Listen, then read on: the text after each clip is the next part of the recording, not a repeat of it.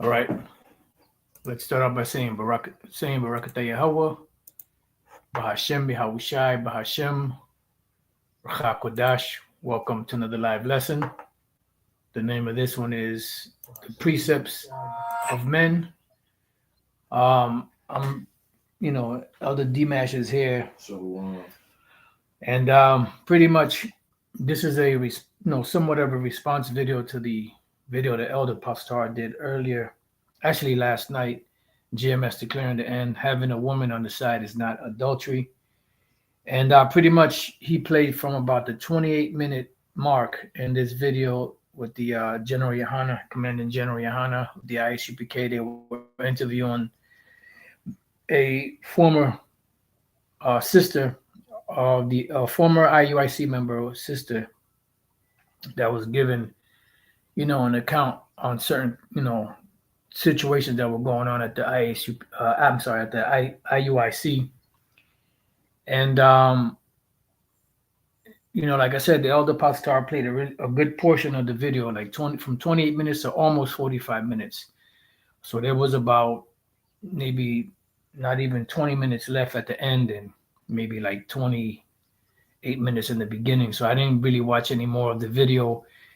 From what I did hear, what was coming to mind was Precepts of Men, and this is why Yahushua called them wicked Pharisees and Sadducees and them a bunch of hypocrites, because their whole thing was about keeping the law, but then when you analyze their actions, it didn't match what they were saying. That's why, matter of fact, I'm going to start off with that real quick. And I'll put this video in the description box, so if you want to check it out, I suggest you do so, because it's a, really good video, edifying, a lot of points made. So let's start off with the book of Matthew 23. And this is the problem when you have, when you're established as a leader, but you really don't fully have leadership skills. This is what happens. You deviate from the path. You become self-willed. It's all about what you say, and that's it. No one else can have an opinion. Anyone that, questions you on anything that you brought out, they're demonized and eventually, kicked out, And that's what happened with some of those individuals in the IUIC that saw that there were some things going on that were wrong. And they spoke up about it. And because they didn't want to go along with the narrative and they didn't want to go along with the scheme, they were pretty much demonized, and eventually they either left or got kicked out. So certain men don't have the ability to lead themselves. They always have to have somebody over them, to give them a little direction here and there, because they tend to veer off the road like that sheep.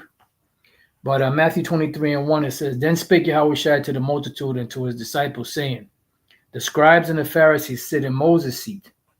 All therefore whatsoever they bid you observe, that observe and do, because they say keep the laws, teach the laws, right? Which is the right thing to do. Now we understand that we can't keep the laws 100% and that we're not going to be saved by the keeping of the law.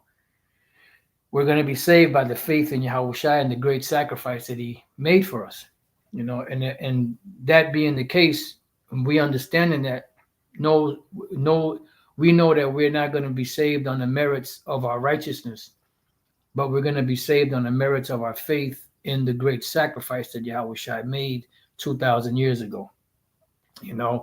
Not like the Apostle Paul put it best. He said, not having mine own righteousness, which is of the law. So he forsook that prestigious title, the prestigious, status that he had, just to be able to embrace the love and the salvation of Yahushua. And he had a perfect understanding that he had to suffer in order to achieve the goal of salvation.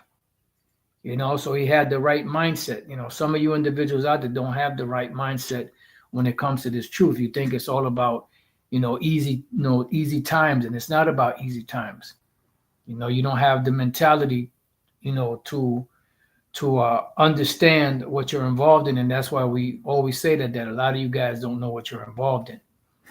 It says all therefore you gonna say something, other Dimesh? Yeah, endurance. It takes endurance. You have to be able to suffer things and keep going on a mission, man. That's it.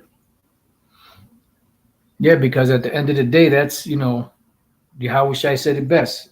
He that endureth to the end, the same shall be saved. Mm-hmm. It's not a temporary endurance. It's a long distance endurance, until the Lord comes back. So it says, all therefore whatsoever they bid you observe, that observe and do, but do not ye after their works. See? So don't do what they say, not what they do. Because their actions don't reflect what they're telling you to do. And nowhere in the Bible does it say you can put your woman away for any reason outside of committing adultery. If your woman, like the woman that she was speaking about, she sent a wave to a individual. That's pretty much rebuke. You rebuke her, you tell her don't do it again, and then eventually she keeps on doing it, then you know what kind of woman you got. On top of that, she was pregnant, and on top of that, she didn't commit adultery, as far as you know. So why would you put that woman away? Now you put her away. If she's a young woman, she's going to eventually get that, feeling. And what's going to happen? She's going to eventually go and get another man. Now that's you made her commit adultery. That's what the Yahweh Shai said. He that putteth away his wife, save for fornication or adultery, committeth adultery, or causes her to commit adultery, something along those lines in Matthew, the 5th chapter. So in other words, you cause her to commit adultery because as a young woman, she more than likely is not going to be able to contain herself. And that's why the Apostle Paul mentioned that, those that are widows, don't really put your whole life and energy into the truth as a widow unless you're 60 years and above, because anything underneath that, lesser than that age, you're not going to have the ability to control your hormones. You start to get that sensation where you need to have a man or whatever the case may be, and you're going to go do that, and you're going to forsake the vow that you took to be devoted to the Lord. You see? So he'll cause that woman to commit adultery by putting her away. The water, bro. Matthew 5:32.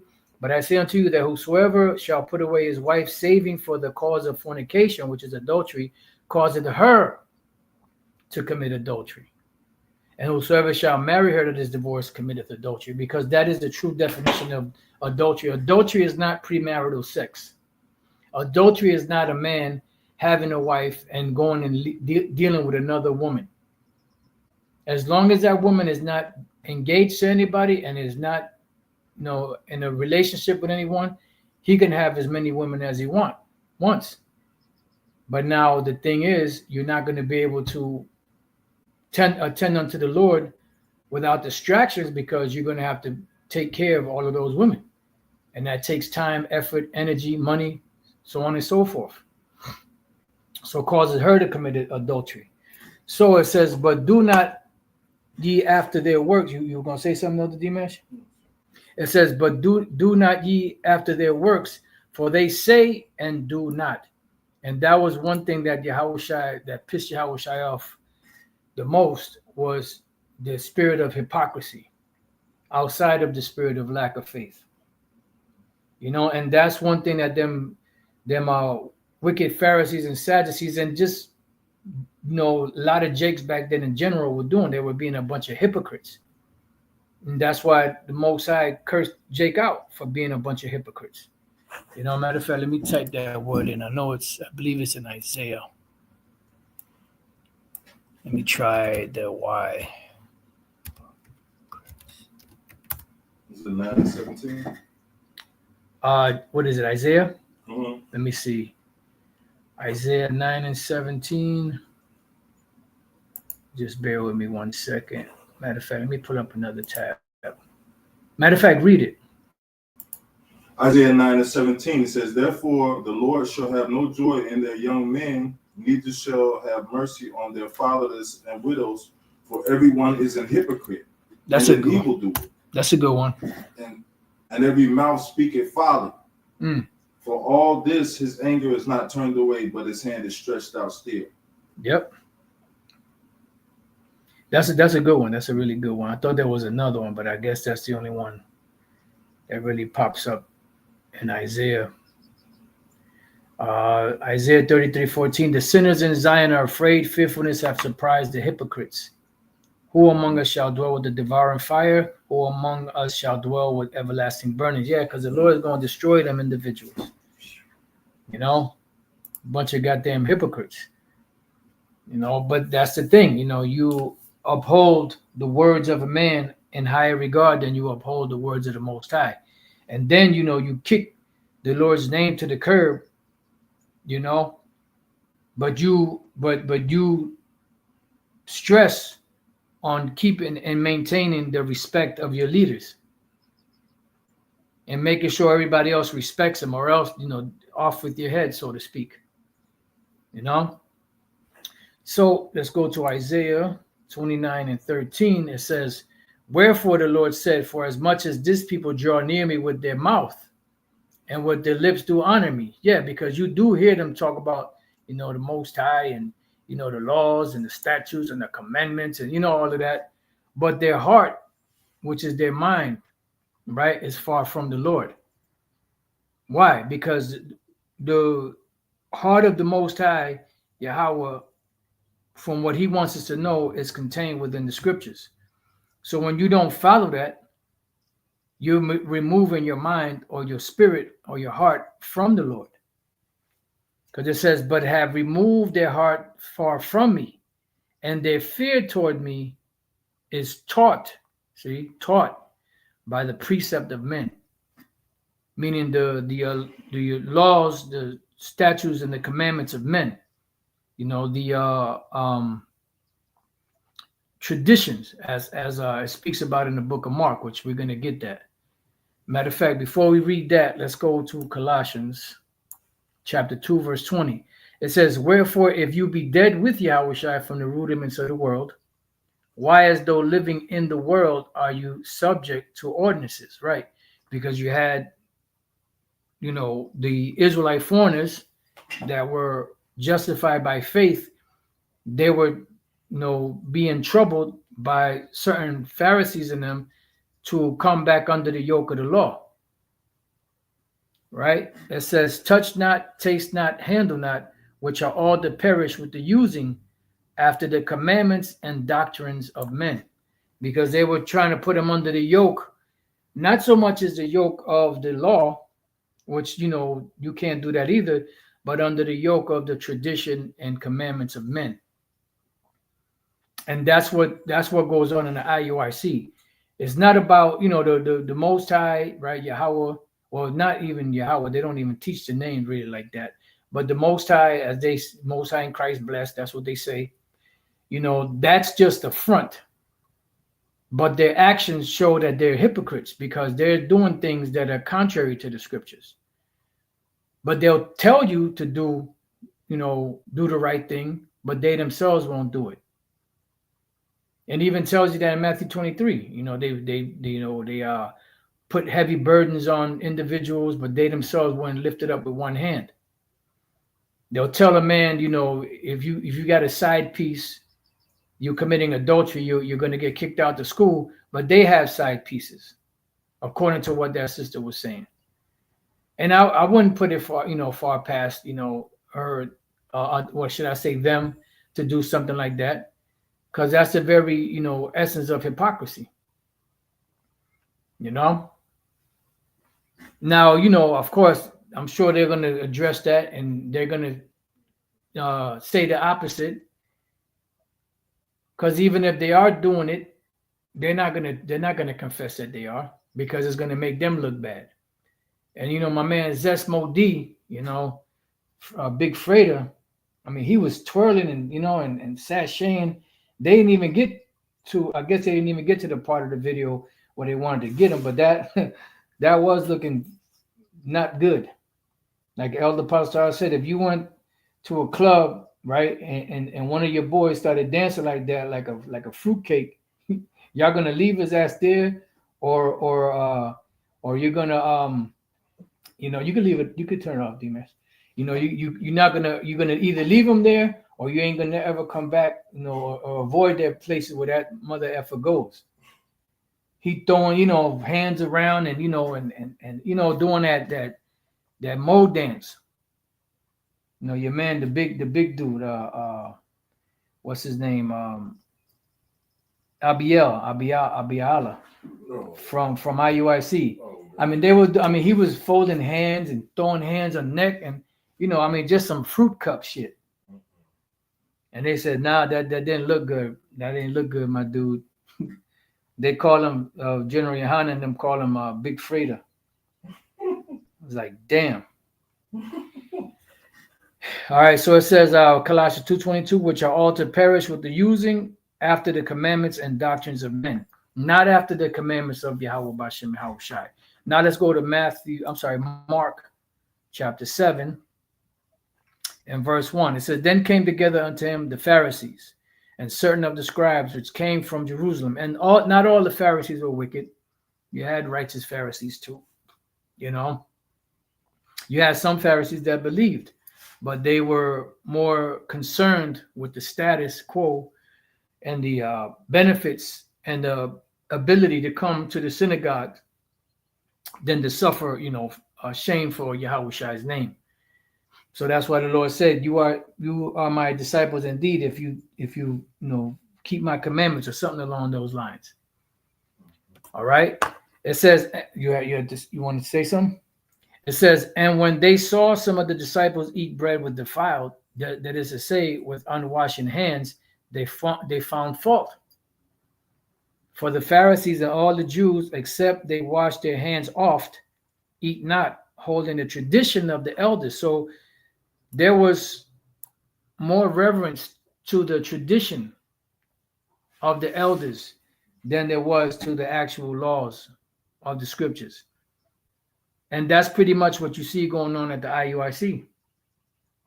They're more concerned with, with the upkeep, and the pleasing of the leaders than they are with the pleasing of Yahweh Bashem Yahweh Shai. That's what the scriptures speak about, not being a respecter of person.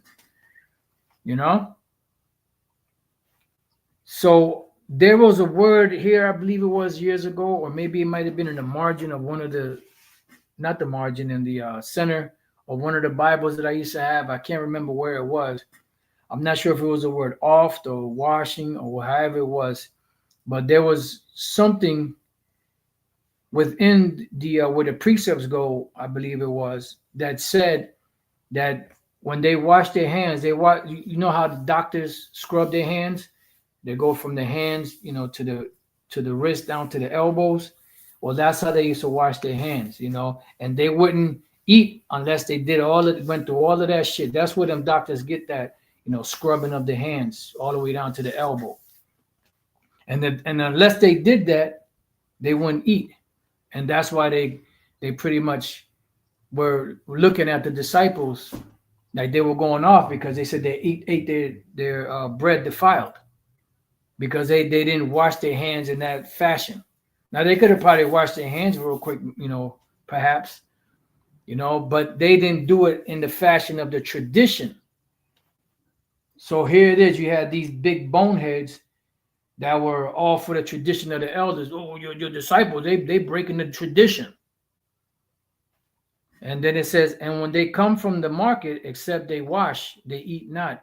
And many other things there be which they have received, which they have received to hold, as the washing of cups and pots, brazen vessels, and of tables. So there was a whole tradition of many different things that they held in higher regard than the actual laws, statutes, and commandments. But when you heard them speak, It was all about the Lord and about the laws and about the keeping of this and that, the other, and they were being hypocrites. That's why when the woman was brought in, that was caught in the act of adultery, Yahushua said, "Let him that is without sin first cast the first stone." And then he sat, he kneeled down and wrote in the sand or in the dirt. Now it doesn't say what he wrote. Some have, which makes sense, but some have said that he was writing down the sins. He could have been writing down the sins of each one of those individuals, or he could have just been writing down the 10 Commandments, or he could have been writing some stuff down that only they knew that that what was going on. But as he wrote down, he got up and he went back down and kept writing. They started to leave from the greatest all the way down to the least. At the end, there was only Yahushua and the woman left.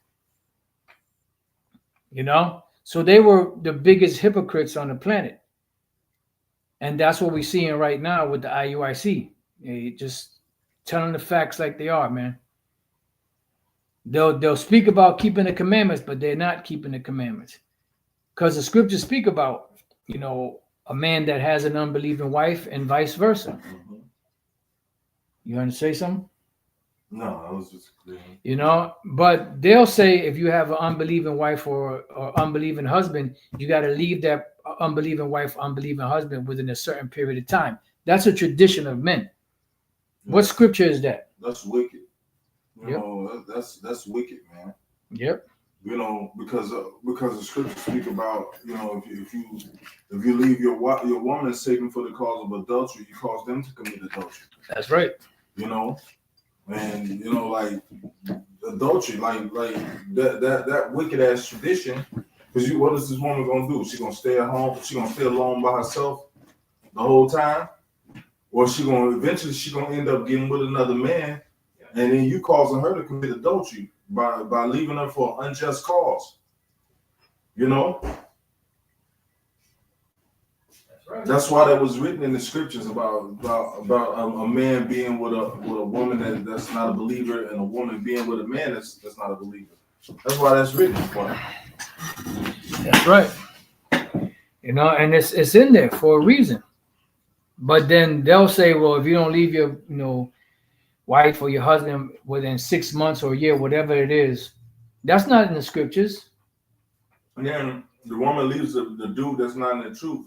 And then a lot of times what happens is she ends up getting with somebody, another guy that's in the congregation, and that's fucking adultery, man. Yep. That's a true essence of adultery. Because here it is, she was happy to dwell with that man, like Apostle Tar mentioned, which is true. They probably had a family, they probably had children. Now you're breaking up marriages. So you're the biggest hypocrites. You causing men and women to commit adultery when you are staunch advocates of keeping the law, but you don't keep it. It says, and when they come from the market, except they wash, they eat not, and many other things there be, which they have received to hold, as the washing of cups and pots and brazen vessels and of tables. Right. So these traditions you hold in higher regard. And your minions under you, the cabinet under you, they make sure that your whatever you say is enforced. Yep, and another thing, you shouldn't be even going to another man's wife to talk to her about her relationship. There you go. Excuse me. The scriptures say sit not at all with another man's wife. That's right. So you're not supposed to be counseling no man's woman on no issue. That's right. That's total wickedness. Yeah. Matter of fact, let me just get this one precept real quick.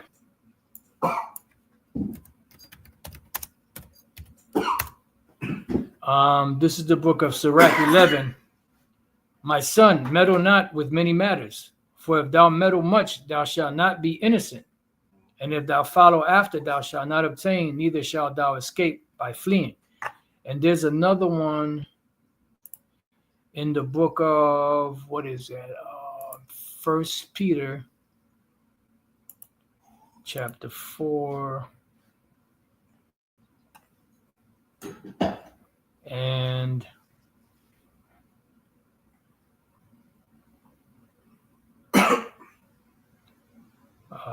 let's see. Right. And 15. 1 Peter 4:15. But let none of you suffer as a murderer, or as a thief, or as an evildoer, or as a busybody in other men's matters. So some of you guys are busybodies. You know, here it is, a man and a woman got a relationship, but you got to be all up in their relationship. It's none of your goddamn business. At the end of the night, when the lights go off, is the man and the woman in there getting it on. You ain't there watching from the sidelines, coaching, you know, see if they're doing it right. So whatever they got going on between their relationship is their business, not yours. But that's that feminine vibe that the IUIC has. Men gotta always be, you know, concerned about what a man's doing with his woman. That's none of your fucking business, man.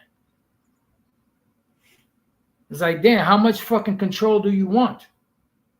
You guys, a lot of you guys are like Esau. You want to control every aspect of a man's life. You gonna look up his ass to see if he got colon cancer? You gonna stick your finger up his ass to see if his prostate is okay?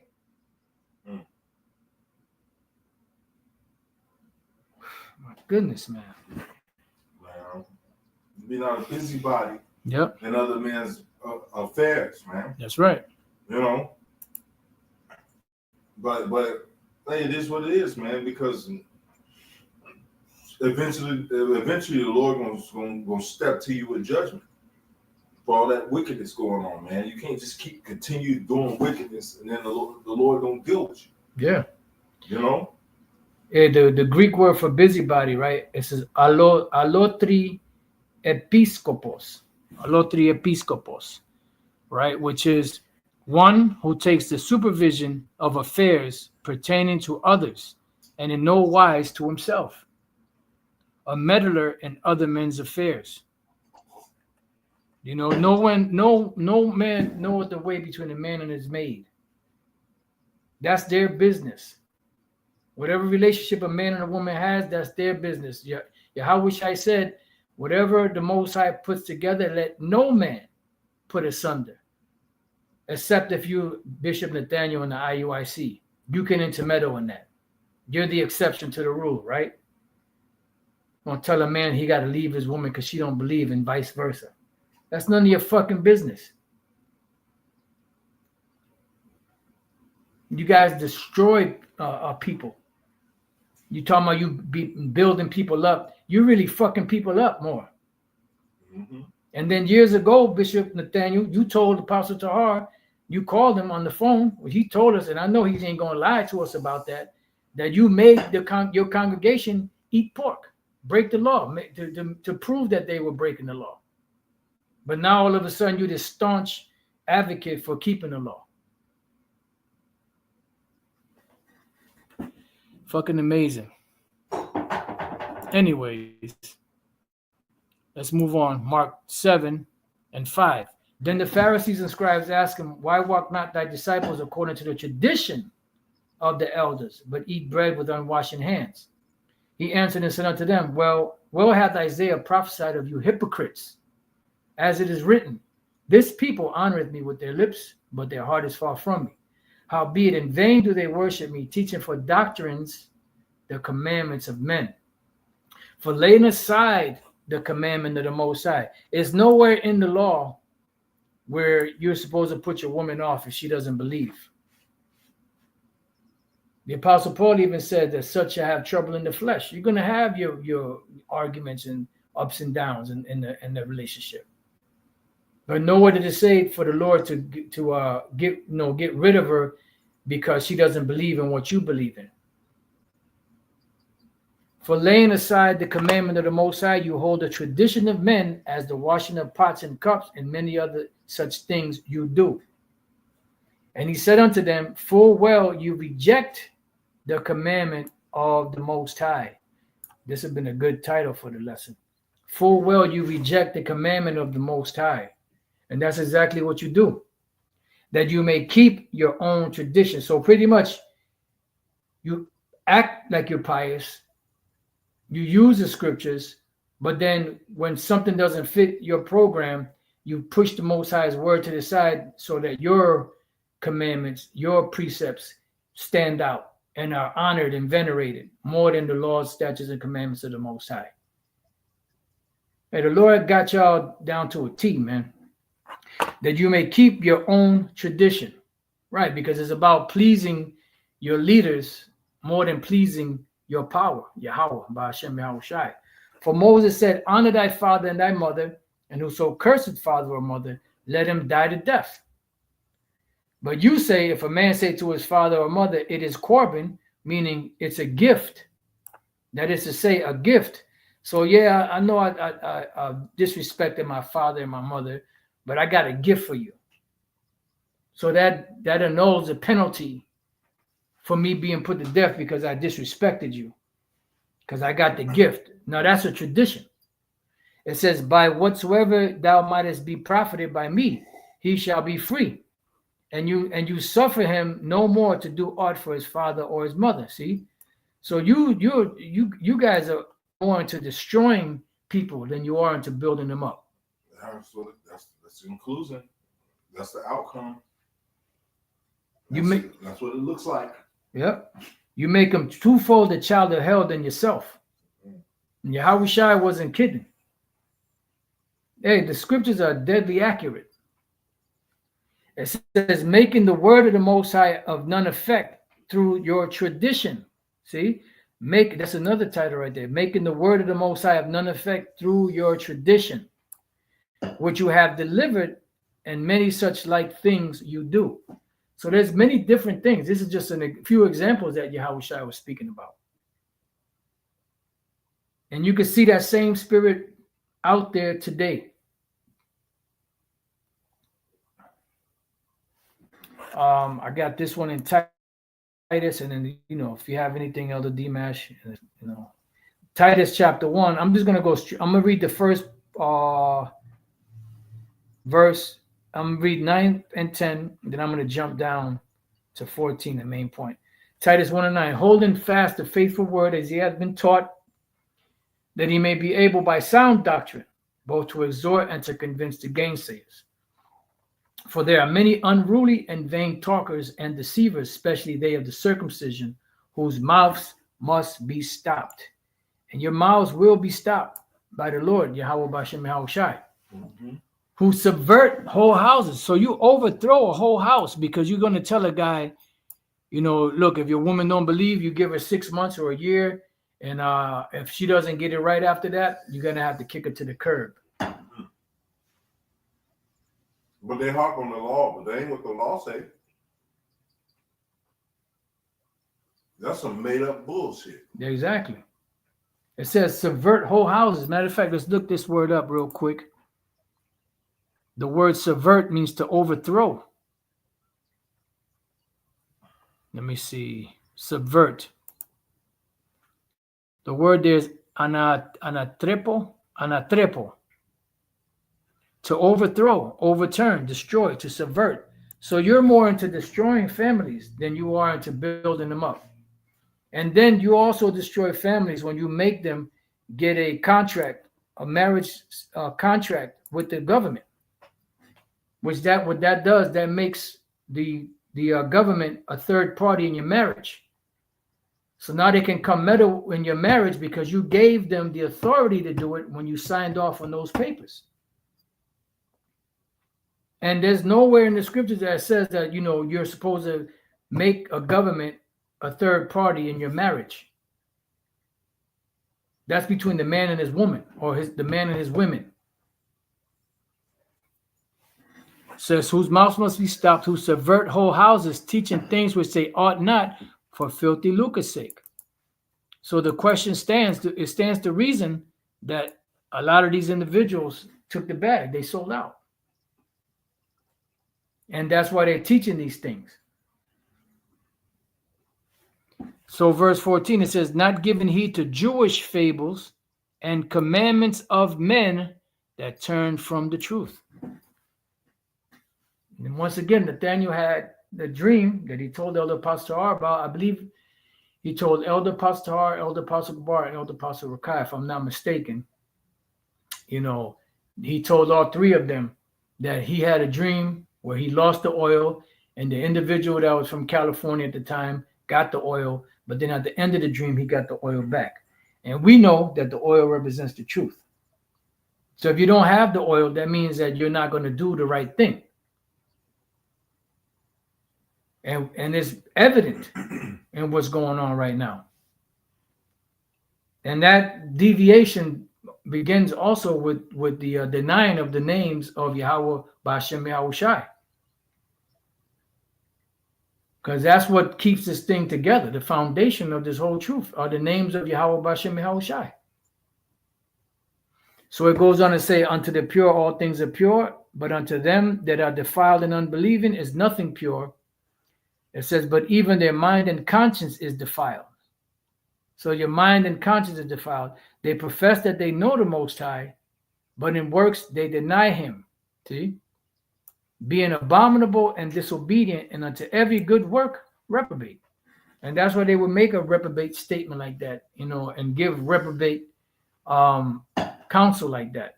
That a man leaves his woman if she doesn't believe, or the woman sent a wave to a guy, and he now you got to put away your pregnant woman, your pregnant wife. You got to divorce her because of that incident. Man, what if the Most High was just that cold? Just say, fuck y'all, fuck out of here. You know, here it is. You have no fucking mercy. You have no love in your heart, and that's why Yahushua called you a den of vipers. A den of fucking vipers, man. Venomous serpent, no love. That's easy. We trying to. I mean, that's evil. Yeah. We trying to. Here we are. We trying to escape the things that are destroying us as a people. Which being a whore is one of them. Thank you. You know, but this woman, she's in a relationship with the man, and then you tell the woman, look, if this man don't get right, then you got to leave him in 6 months. Or this man, or you tell this man, if your woman don't get right, you got to leave her in this amount of time. Then what's going to happen to him? Yep. That's just another body that they got on. Yep. But these are the same dudes that harp on the law. These are the same dudes that talk shit until you ain't got fringes on. It's amazing. That woman ended up giving another man. She committed adultery with that man. That's and if it. that man is in the camp, hey, he's going to get punished to the full extent of that law, man. You know, the scriptures say, "To whom much is given, much is required," man. Right. Hey, the scriptures say, when we didn't have the knowledge, the Lord winked at it. Mm-hmm. But now that we supposed to know better, because we in the truth, we supposed to know that we're not supposed to be doing these things. That's right. It's like No, you got it, brother. You're in the spirit. I just wanted to just chime in, you know. And then you have a woman, right, that has an unbelieving husband that she has to cut off. What you think is going to happen? Now she got to get married to a man within that organization. Mm-hmm. Now they're both committing adultery.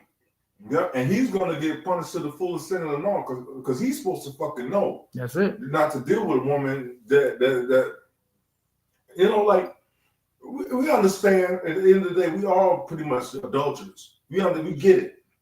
But a woman and a man that's in an active relationship together, and you separate that, that's another giant. That's another demon.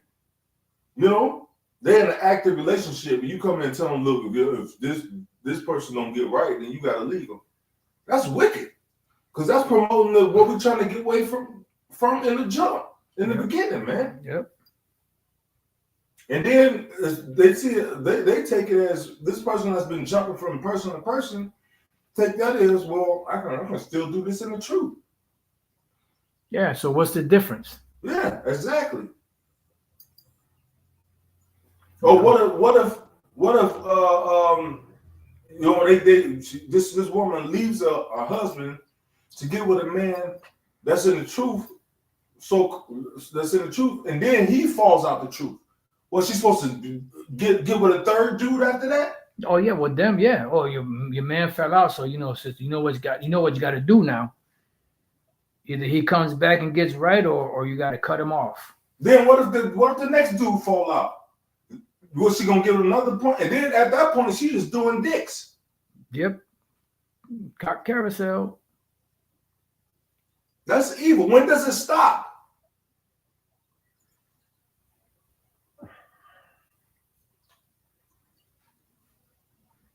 You kind of feel like when the Lord put niggas in the hospital, you don't want to glory over that shit. You kind of feel sad, but then in a way to be like, man, maybe this nigga need to go ahead and leave here. Maybe niggas need to check out.